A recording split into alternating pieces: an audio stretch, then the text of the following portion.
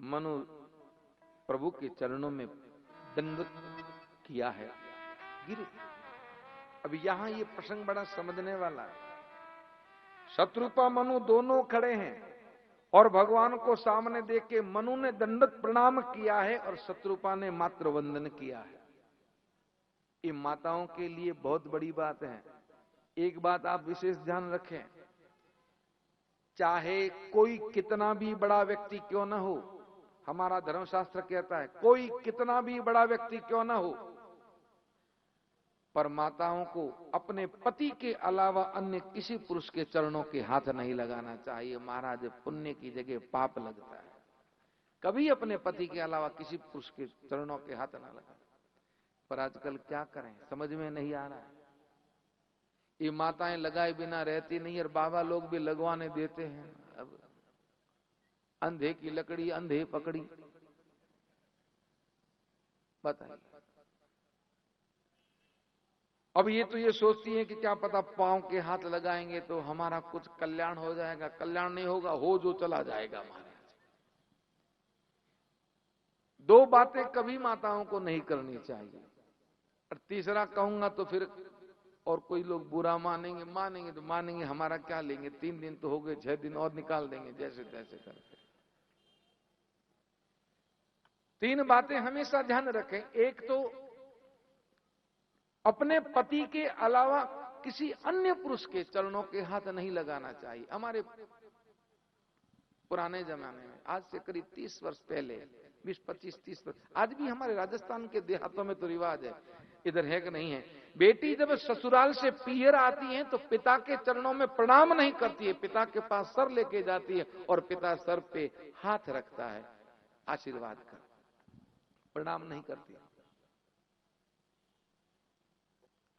किसी पुरुष के चरणों के हाथ नहीं लगाना चाहिए, दोष लगता है। दूसरा, नारी को कोई गुरु बनाने की आवश्यकता नहीं होती। अगर कोई बनाए तो ठीक है, लेकिन गुरु बनाने की जरूरत नहीं। और अगर भी बनाने का मन हो जाए तो सन्यासी को नहीं बनाना चाहिए, ध्यान रखिए। सन्यासी के अगर नारी स्पर्श भी कर लें तो सन्यासी को भी ब्रह्म हत्या का पाप लगता है और करने वाली को भी पाप लगता है। और गुरु बनाए तो भाववश कभी न कभी चरण स्पर्श या हाथ लग ही जाता है। इसलिए सन्यासी को कभी गुरु नहीं बनाना चाहिए। किसी ब्राह्मण को या किसी सदग्रस्त संत को गुरु बना दें। और पहली बात, बनाने की आवश्यकता नहीं। जो पति के गुरु हैं उसी में गुरु भाव रखे महाराज, बस, और कुछ जरूरत नहीं है। क्योंकि मानसकार कहते हैं, एक ही धर्म एक व्रत नेमा, काय वचन मन पति पद प्रेम। तीसरा, कितना भी बड़ा कोई कथावाचक हो, चाहे भजन गायक हो, आजकल एक फैशन चल गई है, जब भजन आता है या भजन गाते हैं तो कहते हैं हाथ ऊपर करके ताली बजा। कहते हैं कि नहीं कहते हैं? जोर से बोलिए। अब लोग हमको इतने वर्षों से सुनते आ रहे हैं, कभी अगर कोई कह दे कि महाराज ने कहा हाथ ऊपर करके ताली बजाओ, तो आप कहें जैसे हम कह दें।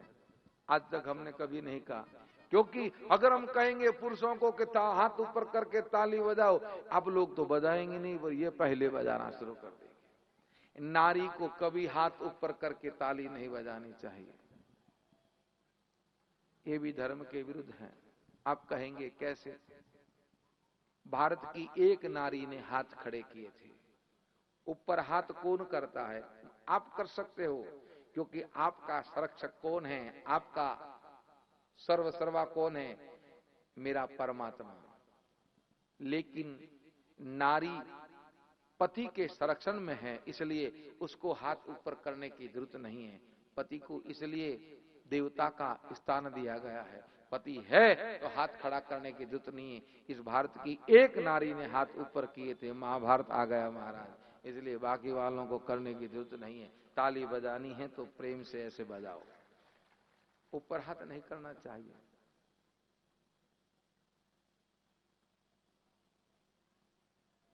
पर अब क्या करें? ये हम इसलिए तो इन माताओं के चक्कर में भाई लोगों को भी हाथ जोड़ दिए कि भाई कोई भी हमारे प्रणाम ना करे, आगे से प्रणाम कर लें। और इसलिए संकल्प ले लिया कोई पांव के हाथ लगाएगा 24 घंटे प्रसाद नहीं पाएंगे। तो इसलिए जो साथ रहते हैं उनको भी पता है कि महाराज की ये झमेला होगा, तो वही दूर। क्यों? आप लोगों से कई पंडित, कोई समझदार लोग कहते हैं कि हम तो हाथ लगाएंगे, हमको क्यों नहीं चरण स्पर्श करने देते हो? अरे भाई, आपको चरण स्पर्श करने देंगे, आप हमारे कौन से नजदीक हो, वो कौन से दूर हैं?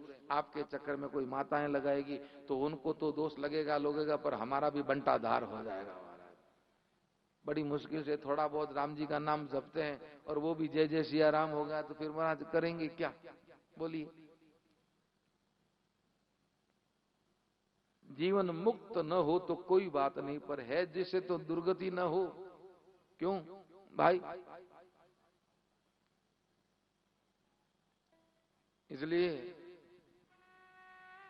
पर अब फैशन है महाराज, आजकल सबसे बड़ी फैशन तो है चेला बनाने की। व्यास लोग बैठे, हम तो इनसे कहेंगे चेलों के चक्कर में न पड़ियो महाराज। ये जितने चेले बनेंगे ना, वो चेले हाँ आपको एक दो बार जय जय करके उठा देंगे, लेकिन जितनी बेईमानी चेले करेंगे ना, उसका 8वां हिस्सा गुरु जी के घर बैठे खाते में आ जाएगा महाराज। और ऐसे अगर 2-4 हजार चेले हो गए तो गुरु जी का तो जय जय सिया राम। इसलिए चेलों से दूर ही रहो। पर कई लोग कहते हैं कि चेले नहीं बनाए तो कथा चलती नहीं है, चलती नहीं है, चेलों के बिना कथा का आयोजन नहीं होता।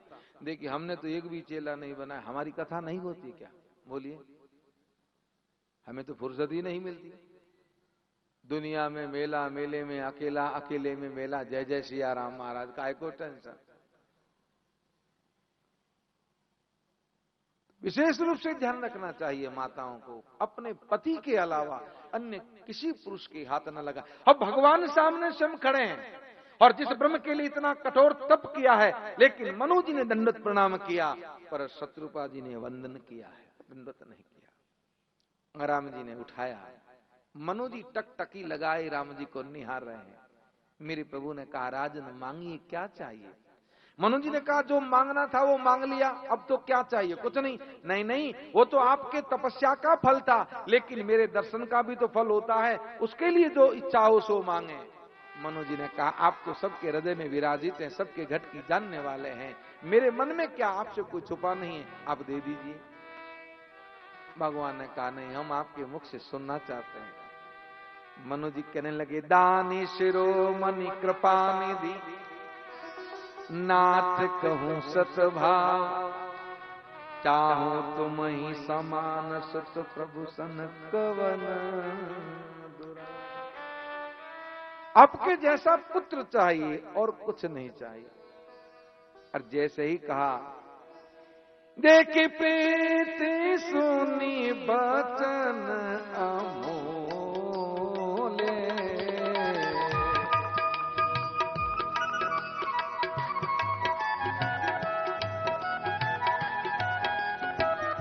देखी प्रीति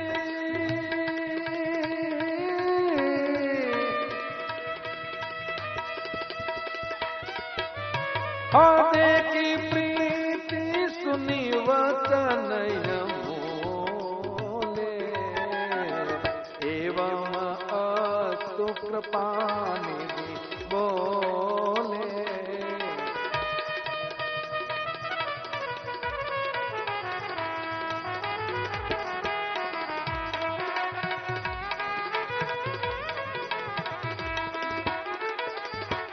भगवान ने कहा, तथास्तु। अब तथास्तु तो कह दिया, फिर कहा, राजन क्या मांगा? मनु जी ने कहा, आपके जैसा बेटा।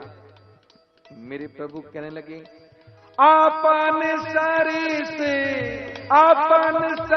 से खोजूं का जाई। हे राजा, मेरे जैसा मैं कहां जाके ढूंढूं? मनु जी ने कहा, तो फिर मेरे आप जैसा बेटा नहीं होगा। भगवान ने कहा, ये हमने कब कहा नहीं होगा? तो प्रभु आप ही तो कह रहे हो कि मेरे जैसा कहां ढूंढूं? भगवान ने कहा, मेरे जैसा कहां ढूंढूं, पर मैं तो हूं।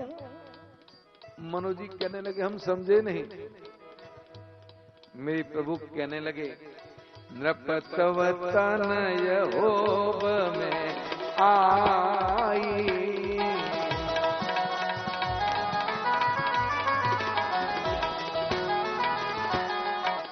नृपतव तनय होव में आई।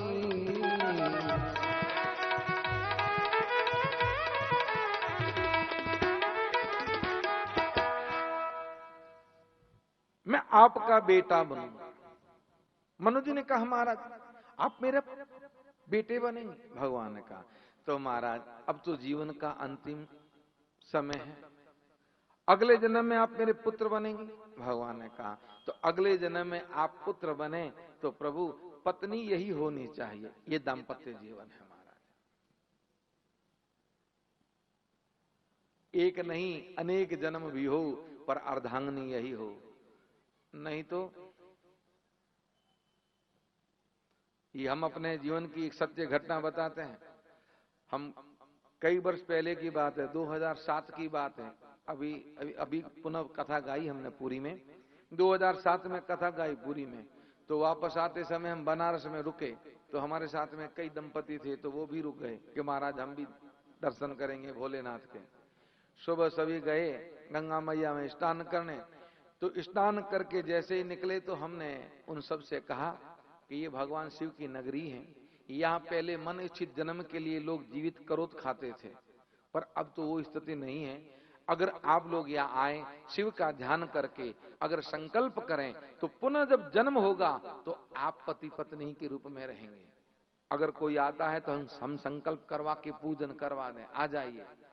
वहां करीब 15 दंपति थे, एक भी नहीं आया महाराज। ये हम अपनी चम की बात बताते हैं, एक भी नहीं आया। अरे हमने कहा भैया आ जाओ, हम खड़े गंगा मैया में, आओ पूजन करवा देते हैं। जैसे उनके सामने देख के हम कहें तो कोई मुंह इधर करें, कोई मुंह इधर करें, कोई इधर करें।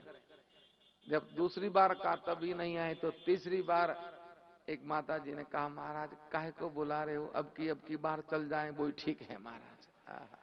ये दाम्पत्य जीवन है, कौन अगले जन्म की बात करें। मनु जी ने कहा पत्नी यही होनी चाहिए। भगवान ने कहा तथास्तु। अब शत्रुपा जी से कहा देवी आप मांगिए, आपको क्या चाहिए। शत्रुपा जी ने कहा प्रभु जो राजा ने वर मांगा वो तो मुझे बिन मांगे मिल गया, लेकिन एक बात कहूं। भगवान ने कहा क्या, कि मैं कैसे विश्वास करूंगी कि ब्रह्मांड निकाया निर्मित माया रोम रोम प्रतिवेद कहे मम उर्सोभासी, जिनके रोम रोम में ब्रह्मांड है वो मेरा बेटा, ये कैसे में। अब तो कहते हो जीव जन्म लेता संसार में माया सहित, और जो माया सहित जन्म लेता है उसे उसका पिछला जन्म याद नहीं रहता। भगवान ने कहा तो आप चाहती क्या है। शत्रुपा जी ने कहा सोई सुख सोई गति सोई भगति सोई निज चरण स्नेह सोई विवेक सोई रहनी प्रभु करहि कृपा हम दिया। महाराज वो हमें दीजिए, जो मुनियों को जो अलौकिक ज्ञान मिलता है वो अलौकिक ज्ञान दीजिए। मुझे पता रहे कि ये जो मेरा पुत्र हैं वो अखिल ब्रह्मांड अधिपति हैं। आप जन्म से पूर्व हमें संकेत करेंगे, बताएंगे। और इस कारण भगवान कौशल्या जी के सामने प्रकट हुए, न कि दशरथ जी के। अब जब ये मांग लिया, अब देखिए क्या मांगा कौशल्या जी ने, ज्ञान मांगा। जबकि नारी भक्ति स्वरूपा है, मां के हृदय में वात्सल्य होता है। आज तक का ये सब संसार के रिवाज है, पिता पुत्र के दुख में इतना दुखी नहीं होता जितना मां दुखी होती है। बेटा घर छोड़ के चला जाए तो पिता तो 1-2 दिन 4 दिन दुखी होगा, फिर अपने काम में लग जाएगा, लेकिन मां रोती रहेगी हर क्षण। अगर रोटी भी परोसेगी, घर में रोटी बनेगी तो ही पुत्र को याद करेगी, कपड़े धोएगी तो भी पुत्र को याद करेगी, उसके कमरे में जाएगी तो भी बेटे को याद करेगी। मां बेटे को ज्यादा प्रेम करती है, बेटी को ज्यादा प्रेम करती है, क्योंकि नारी के हृदय में भक्ति है, वात्सल्य है। पर यहां शत्रुपा जी ने जैसे ही ज्ञान मांगा, मनु जी ने सोचा इसने तो ज्ञान मांग लिया तो मां का हृदय कहां रहेगा। तो मनु जी ने कहा प्रभु एक इच्छा और है, क्या, आप मेरे पुत्र बने, पर मैं आपसे इतना प्रेम करूं, इतना प्रेम करूं कि मन बिनु फन जी में जल बिनु मीना, मम जीवन प्रभु तुम ही अधीना। जैसे बिना पानी मछली, बिना मणि सर्प जीवित न रहे, वैसे भी आपके बिना मेरा जीवन न रहे। भगवान ने कहा तथा अस्तु। सत्य सत्य पन सत्य हमारा, सत्य सत्य सत्य कह दिया, आपकी इच्छा पूरी होगी। शंकर कह